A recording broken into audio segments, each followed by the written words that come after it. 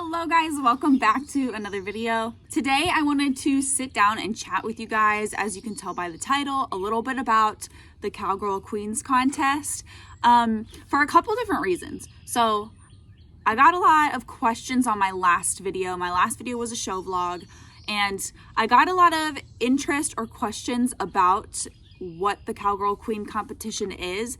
And second, because when I was looking for this information on YouTube, I could not find it anywhere. So I'm going to make a video talking about what a Cowgirl Queen competition is, what do you do for it, what is expected of you, etc. And this might help some of you guys that don't ride in a Western discipline, or I even got some comments about people overseas that like the shows are way different there. So a little bit of education for you guys, hopefully some helpful information for anyone that wants to do a Cowgirl Queen competition but does not know what it entails. So let's go ahead and get started. My name is Michaela. Welcome to my channel. You can subscribe right down here, would be somewhere down here, would be super great. The YouTube algorithm hates me, but I have a lot of videos on vlogs. I train horses, I give lessons, I do projects, and we do a lot of trail riding. I ride endurance. So go ahead and subscribe down below and let's get started. So for those of you that may not know what a Cowgirl competition is, okay, sorry, my hair is all crazy from having it in a bun, so just ignore that. What a Cowgirl competition is put on by the saddle club that you ride with. So I live in Iowa in the US, so I'm probably going to refer to our situation a lot because this is the only one I know. So in Iowa, you have all kinds of different counties, and most counties have their own saddle club, but sometimes it's not associated with a county. Sometimes it's just such and such saddle club, or horseman's club or whatever, and they're their own organization that puts on their own shows and stuff like that. So any club can host their own Cowgirl Queen competition. So there's a few different clubs in my area that are hosting them this year, and the Cowgirl Queen is selected to represent that club at the state fair. So I live in Iowa, so each queen that is selected for every club in Iowa, if the club wants to have one, it's totally optional. They don't have to host a queens competition, but those queens that win will then go to the Iowa State Fair and compete against each other. So the whole point of this is to represent your club at the state fair.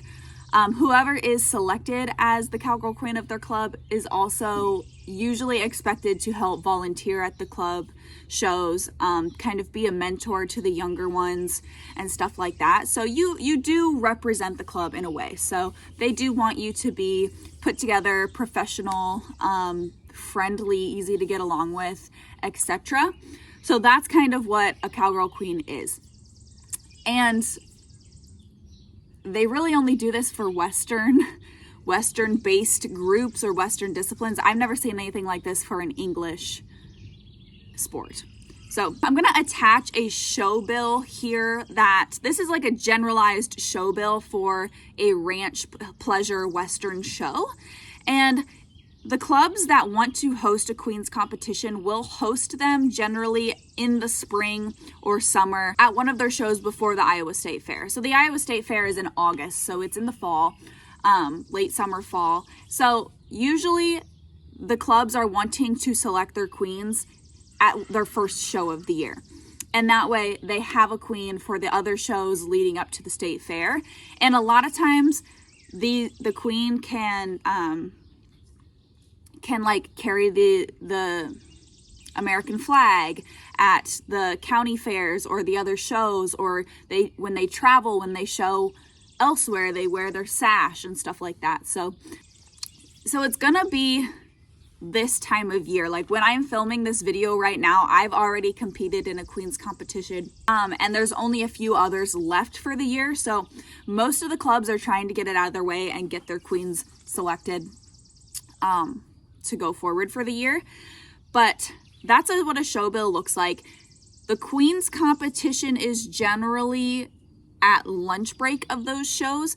I guess some shows might have like a blocked off time slot that's not considered the lunch break. But for the clubs that I generally show with, they do all Western pleasure and English classes in the morning. They have a lunch break, and then they do the ranch horse classes in the afternoon. So generally during that lunch break, they will host the Queen's competition. And in the fall, they will host the costume contest. So that's when it usually happens, is during the middle of the day, on the lunch period when everyone else is taking the 30-minute break for lunch or whatever. They will be having the Queen's competition in the ring. So how do you get into the Queen's competition?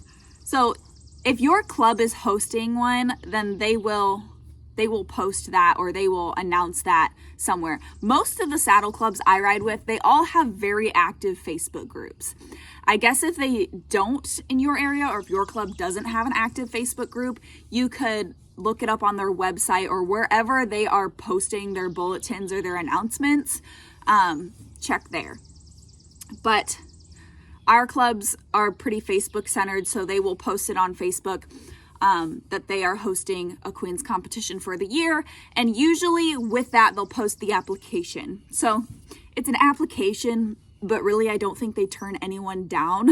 I guess maybe if you have like a history of animal abuse or something, they might turn you away, but I've never heard of a club like not allowing somebody to compete in the competition. So it's an application, but really it's more like a sign up.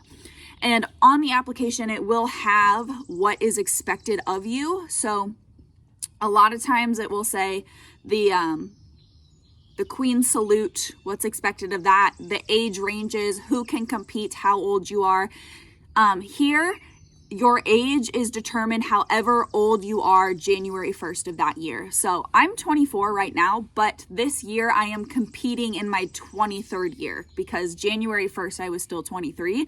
So I can still compete as a 23-year-old.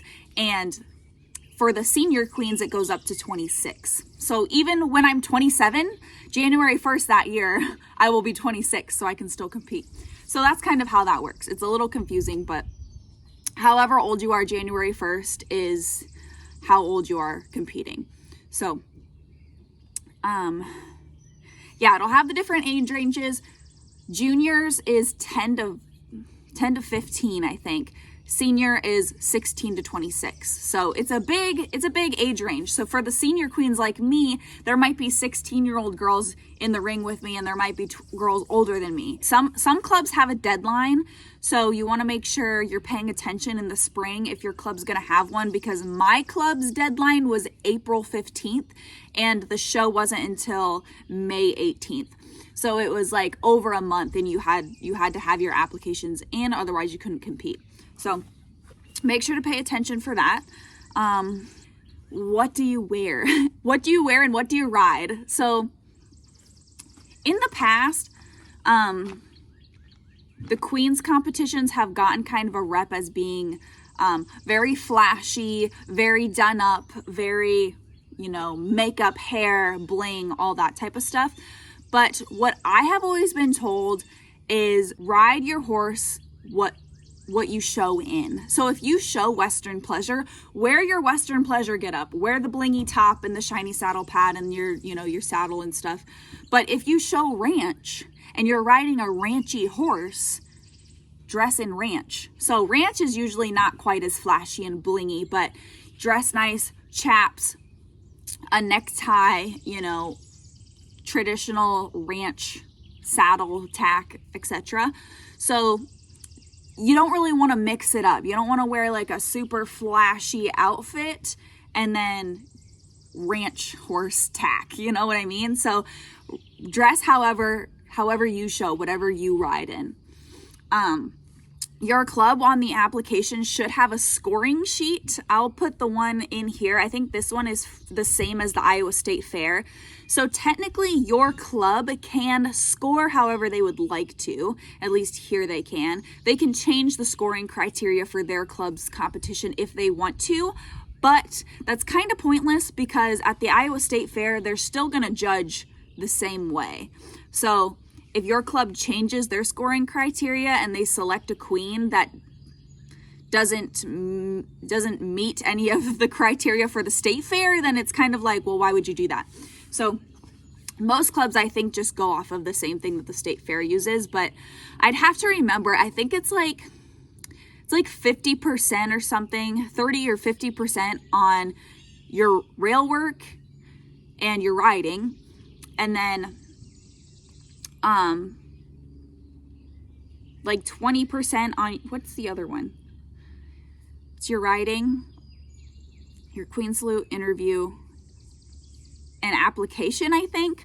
I don't know. There's the score sheet. You do, when you're competing for something like this, where you're trying to be a representative of your club, you do have to have a certain level of professionalism with how you show up. So let me just say this, because it's gotten the reputation that a Queen's contest is a beauty contest. Here's the thing. They're not scoring you on beauty. They literally can't do that. It's 2024. Like, you can't just go out and pick the prettiest girl. They're not scoring you on beauty. They are scoring you on your appearance. So yeah, when you go into the ring, you want to be dressed nice. If you go out with like your dirty jeans on and your boots that have holes in the toes and your tack doesn't fit, and you don't ride very well, then yeah, you're not going to get scored the same as a girl that is clean. She's dressed in the appropriate attire. If she's a Western pleasure girl, she's got, you know, the pleasure shirt, the pleasure getup. She's riding a pleasure horse that moves like a pleasure horse. She's clean. She looks professional, has a hat on. A hat, like a nice quality hat, is going to be pretty much standard for all the queens. I'm not sure what the helmet rule is, but I think it's pretty standard to have a hat. So she's going to obviously score better than somebody that just showed up with, you know, whatever they could find and competed. Now, you are still being scored on your riding. So if you ride your horse really well, your horse picks up all of its leads, it stops on a dime, does the salute really well, then that is obviously favorable. But your appearance does matter. So I personally didn't get scored very well last year because I had a show shirt on that was too big for me. So I didn't realize it until like a couple days before the show, so I can really do a lot about it then. But I had a pretty bag, kind of like this sweatshirt. Like, it fits, but it's kind of baggy and oversized. And that didn't score me as well as the girls that had clothes that fit them. So stuff like that does matter when you're representing a club. So you are being scored on your appearance. Second, your riding. So I think that's the biggest criteria. They will have you do rail work for sure. Sometimes, like, they have you do a pattern. They've never done that when I've competed, but you know, it should say on your application if you're going to be expected to do a pattern. But generally, you're going to all go in the ring together and they're just going to ask you to walk, trot, canter, stop, back 5 steps, stuff like that. Your general rail work. So you want to make sure your horse can pick up its leads, can stop, can back up, you know, isn't ring sour, stuff like that. Like basic show etiquette. After they've done the rail work, they'll have you guys, I guess they'll have you do a pattern if they want you to do a pattern, such as like a ranch riding pattern or a horsemanship pattern where you go one at a time and you like walk to the first cone, trot to the second, circle around D, stop at the judge and back, something like that.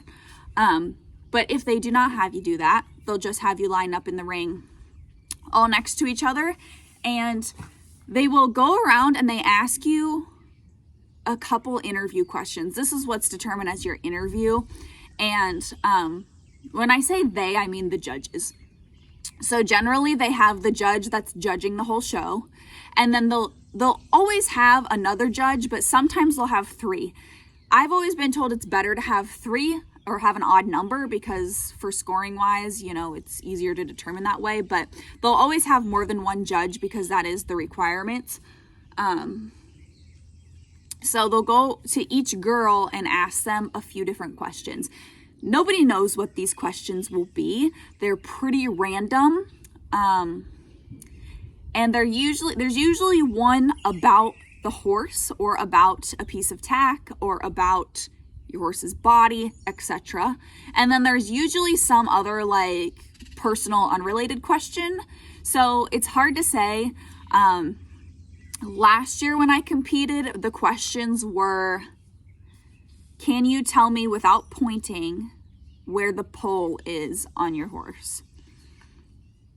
And then the second question was, what does work ethic mean for you? So there usually is going to be, you know, a horse related question and then something else. This year when I competed, they asked me, what sport is Mystic Dan competing in this afternoon? And I had literally no idea. And then the other one was, what type of bit is your horse using and why do you like it? So it'll be something of that nature. So it's really hard to prepare for it. You kind of just have to show up and see what they say. You know, it's one of those things. I think there was only one girl in our whole group. It was my best friend Mel that knew who Mystic Dan was. Otherwise, nobody knew. So it's just kind of luck of the draw that way. You just have to answer honestly. And you do have to answer it kind of like an interview. So like with Sugar, they asked, you know, what kind of bit is she using? Why does she like it? And I told them she rides in the Little S Hackamore. I've always liked this Hackamore because I have always enjoyed bitless riding, and this Hackamore in particular has a lot of give, but the small shanks on it also allow it to have a little bit of bite if needed. So you have to kind of answer professionally, sound put together, sound like you know what you're talking about. You can't just be like, oh yeah, I don't know, I just grabbed this bit out of the tack room this morning and it works. That's not going to score you very well. You don't sound knowledgeable with that answer. So practice your interview. That's a good life skill to have anyways. But what else? Oh, then after they interview you, they will ask you to go out and do your queen salute. I got some questions on my vlog about what the hell hand waving thing is. That is the queen salute. So after each girl interviews, they'll send her out to do the lap around the ring. Now for us in the senior division, you have to pay attention to the details because there's usually a couple small things that they're looking for. So for us, after we got done for the interview, the application says, perform a 360-degree turn, lope off on the left lead, and perform the queen salute. Stop at the marker and do not back. So when the judges got done answering or asking me questions, I did a 360-degree turn the other way, asked Sugar to lope off, and we did just one lap around the ring on the left lead. And it is proper to ride left-handed and salute with your right hand. So that's what this whole thing is. That's the queen salute, and you do that for a lap around the ring. And once you ask your horse to stop, they'll usually have like a cone or something where you're supposed to stop. Sliding stops are preferred. That's always a good look, but if your horse doesn't do that, it's fine. Just a good sharp stop. And then you salute a bunch of times to the crowd, and it's really attractive when you switch sides to salute to each judge. So that's what I do. But you do have to pay attention to the details that you want, because for the juniors, they want the juniors to go off on their queen salute on the left lead, stop, back up 5 steps as they do their final salutes. So that's what this thing is. And there's no like certain way it looks right or wrong. You just go around doing this. A lot of girls do it to the lope of their horse. And yeah, so that's the queen salute. And then when you're done with that, you just return to the middle of the ring, and they're gonna pick whoever they pick for their placings. And yeah, whoever wins is that Saddle Club queen for the year, and they have the option to go to the state fair and compete. It is, like I said, it's optional to go to the state fair and compete. If you don't want to go, you don't have to, but that's kind of the point. So yeah, that's a little bit about the Cowgirl Queen competition. Hopefully this was helpful to some of you. Hopefully this was educational for some of you, answered some of your guys' questions. I find it very interesting that shows and competition is so different in different parts of the country or different parts of the world. So let me know if you guys have any other questions or comments or concerns, and let me know down below. So I will see you guys in the next video.